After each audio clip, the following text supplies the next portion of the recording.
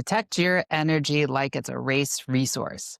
You heard me. Energy isn't just miles and workouts, it's all sorts of things. And we're going to talk about that in the next 8 or so minutes. Welcome back to day 9 of the Countdown to Dopey. And this is your host, Jill Bartholomew with Be Fierce Multisport. Let's talk about energy, what drains energy. And so, we're in taper right now. And what we should be focusing on, should be focusing all of our energy on, is recovery, right? So you're still doing some workouts, they're lower intensity, it's not zero. But especially with a race like Dopey, where there's a lot of logistics involved, there's travel. What are the energy drains on us? Well, there's so many. First of all, have any of us ever gone to Disney without stress of going to Disney? Like, there's so much stress just involved in planning a Disney trip, right? And a racecation is different from a regular family vacation. I'll give you that. And if you do a lot of these races, it's even less, right? If you're a pass holder, it's one less thing to worry about. But still, you've got hotel. How are you getting there? How are you getting from the airport to your hotel since they don't do the Disney Magical Express anymore? Are you renting a car? Are you taking Uber? Are you doing Mears or something else like that? And then meals and meal planning. And are you going into the parks? You're not going into the parks. If you're going into the parks, you're doing lightning lane or you're not doing all sorts of things that you have to worry about. So hopefully by now you figured out the answers to those questions. But if you haven't, now is the exact perfect time to be doing that. And the big question is going to be, are you going to the parks? And depending on who you are, the answer might be yes, the answer might be no. I will tell you for myself, I will go to the parks, but not as much as I'd like. On the day of the 5K, I'm going to go to the parks. I'm probably going to go back to the hotel, and I'm probably going to get on the bike and ride for a little while. And I'm going to be in bed by like 8. On the day of the 10K, I'm going to go to the parks. But I'm probably going to be out of the parks by like 1 or 2 o'clock in the afternoon. Like I'm not going to be there long. So I'm going to do a couple lightning lanes. Be like, you know what? Let's do the things that we want to do. And I've been to the parks enough that like I don't need to go all day. I'm just gonna go and do that. I have a couple of meetings on Friday with athletes and other clients. So, I'll tend to those. And then we'll grab dinner and go to bed. Night of the half marathon. That's the big night, right? That's the really big night. I would highly recommend that the vast majority of people do not go to a park after the half marathon. Why is that? The hardest recovery that you have to do is between the half marathon and the marathon. And everything you do from the time you cross the finish line to the time you take that first step over the start line for the marathon should be about recovery. Whether it's static stretching, dynamic stretching, hydration, eating, rest, whatever. So we'll go back to the hotel. We'll get something to eat. Last year, my husband went to the park with my daughter, and I met them for lunch. Met him at Epcot for lunch, and then I went back to the hotel and I got in the hot tub. I sure did. And then I probably went back to the room, I bring my bike and my rollers with me. So I probably went back to the room, got on the bike, on the rollers. You might go to the gym and, hop on the bike there. And, I'll do maybe like a little light 15, 20, 30-minute jog just to make sure everything's working the way it should be.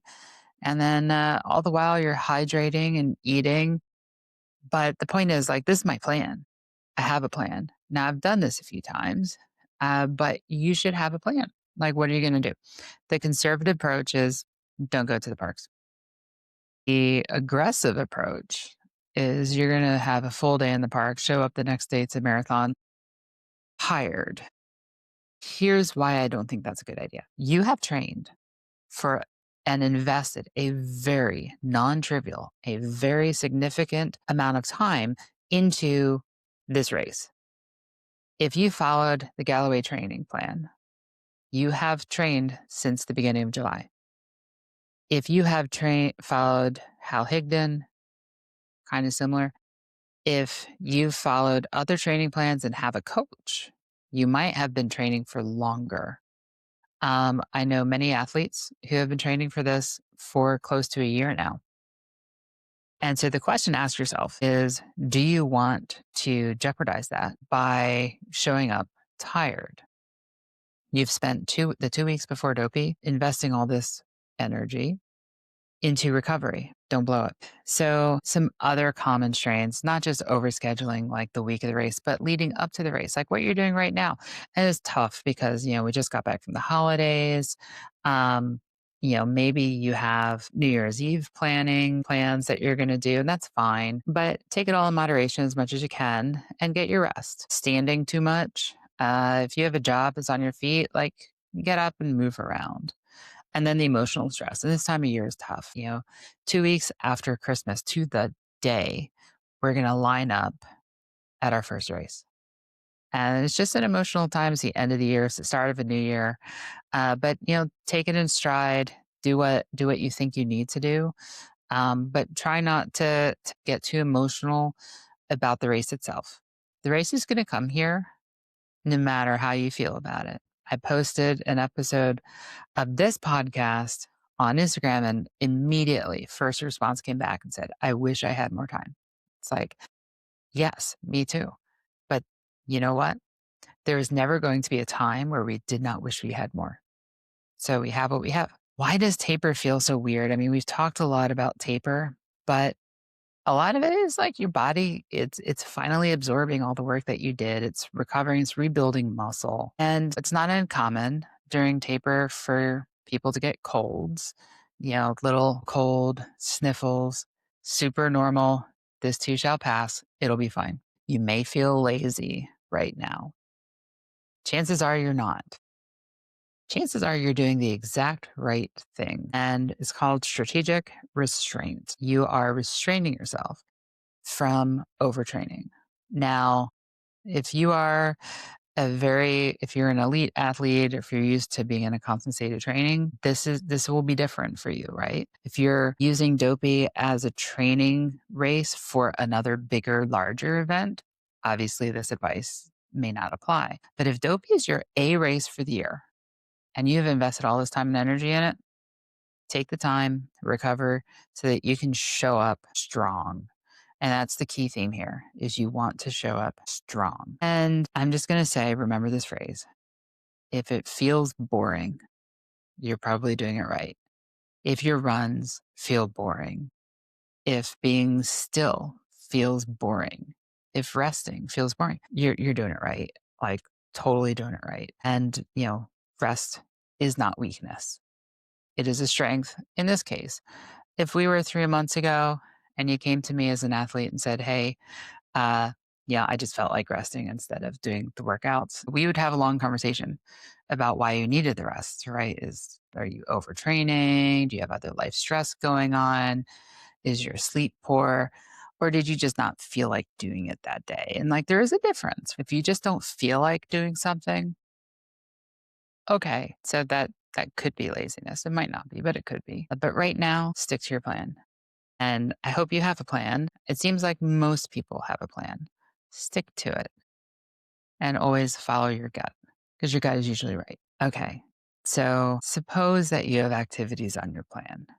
Suppose that you decide to do some extracurricular activities that aren't on your plan. Ask this question before you do it. Does this give me energy or take away from it? If it's energizing, go ahead, do it. If you are going to need to rest and recover from it, probably not the right thing to do right now. Give yourself the permission to maybe feel a little bit lazy, to overhydrate a little bit, eat some real food, and protect your energy like you're protecting your plan, because that's what it is. You are 9 days away from towing that first start line. And right now, it's about rest, recovery, and protecting your body because you don't want to show up broken, tired, or sick. So let's do it now. Get those sicknesses through and recover. All right. Be fierce, be you, and I'll see you tomorrow. Bye.